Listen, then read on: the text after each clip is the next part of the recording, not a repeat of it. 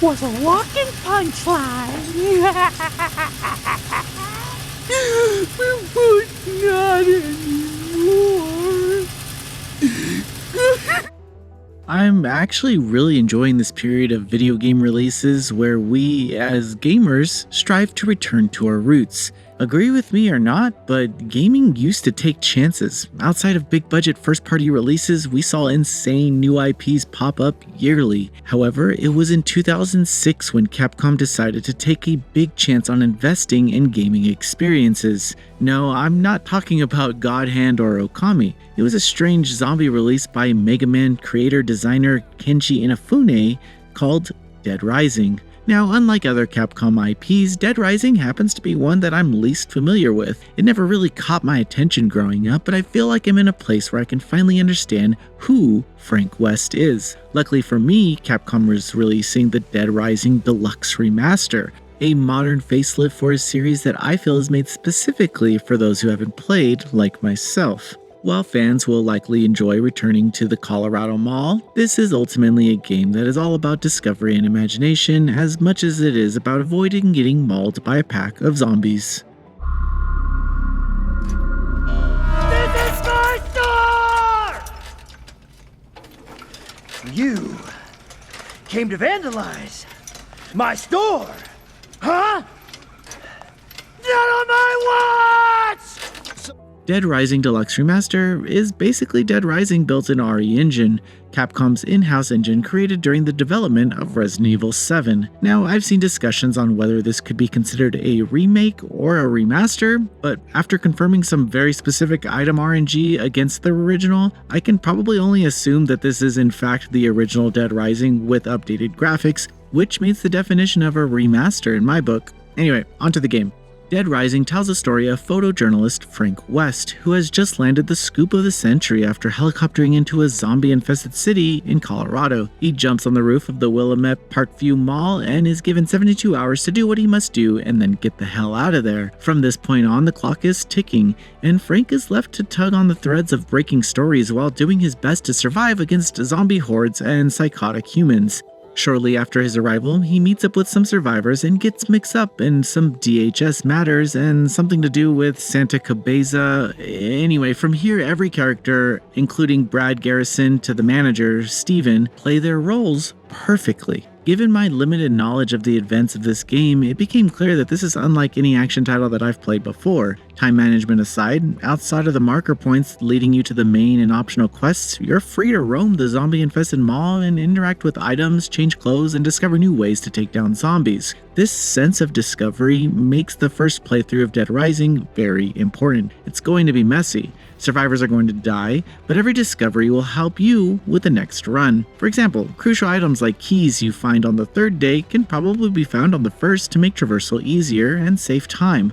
Or maybe you didn't know you could skateboard around the mall or use a weed whacker for a weapon, but you can. And it all takes some imagination and some creativity to actually put into execution. I fell in love with the sandbox nature of Dead Rising.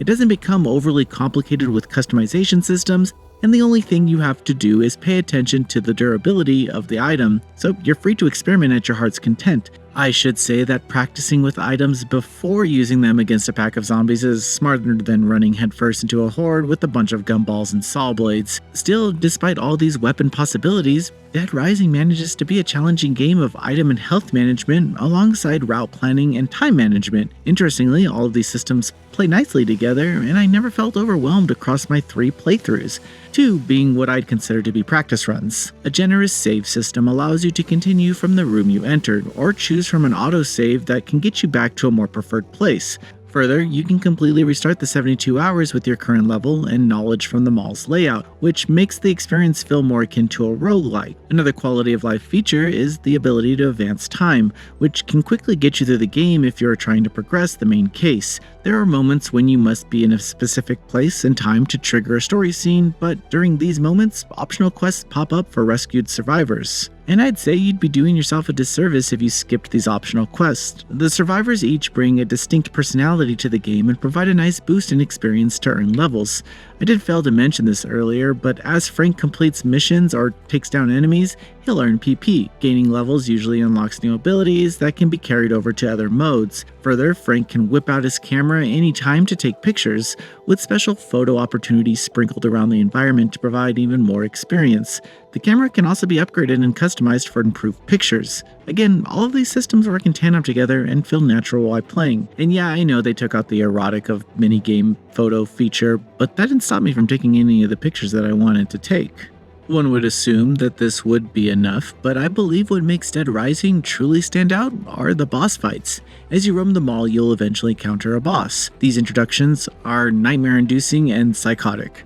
I was frozen when I regained control over Frank after each cinematic. How the hell am I supposed to take down this chainsaw-wielding clown with a pipe and a can of food? Thankfully, many of these bosses can be avoided and saved for another time, which is also another insane system of this game that works incredibly well in execution. How did I manage to avoid this experience for so long? This is a game that matches the creativity of the player. You ultimately get what you put in, and if you're looking for a straight zombie action experience, you could probably get that here. Still, you'd be missing out on moments where you're literally mowing down zombies or using workout equipment to try and make a path forward for survivors. I know that later installments would try to capitalize on each of these points, but Dead Rising seems to walk such a delicate balance of system depth that I can't see anything doing it better. And I'm glad that the remaster exists to allow me to discover that. Dead Rising Deluxe Remaster also allows players to unlock the overtime and infinite modes found in the original. Infinite mode is pretty important to the game's sandbox nature as it forces players to explore options they might have passed on during the base game, such as making juices for health and stat boosts.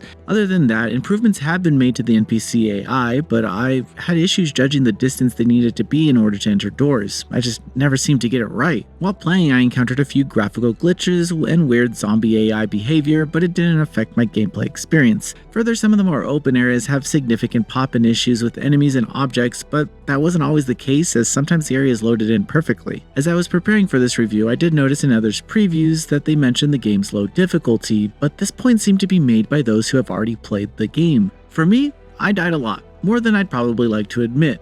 I had a pretty tough time understanding how to use items, navigate the mall, and just general survival tips. I didn't turn to a guide though, I just kept playing, and the skills to enjoy this insane concept of a game came naturally to me. While I'm not knocking those who are saying this game is too easy, they are also saying that with almost 20 years of experience with the IP under their belt. I also took a moment to look at some of the removed content and changed lines, and I agree that this didn't need to be touched. If anything, it puts a spotlight on the lines for future generations to consume rather than be a fleeting moment in the dialogue or optional system players can take part in.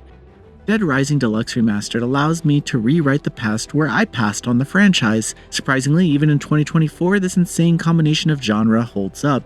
Discovering the various ways of using items and navigating the mall over multiple runs was consistently fun, capped off by some of the most insane psychopath boss battles that I've ever fought against. Even though Dead Rising was released almost 20 years ago, it actually doesn't feel like a product of its time. The updated visuals and controls may entice modern players to this release, but the core systems that make Dead Rising a must-play have been here since the beginning, and I'm glad to be able to join in on the hype surrounding this release. Noisy Pixel is giving Dead Rising Deluxe Remastered an 8.5 out of 10.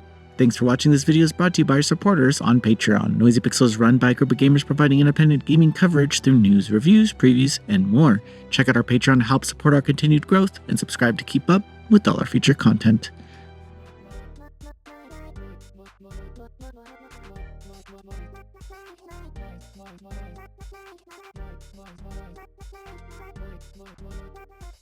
Noisy Pixel.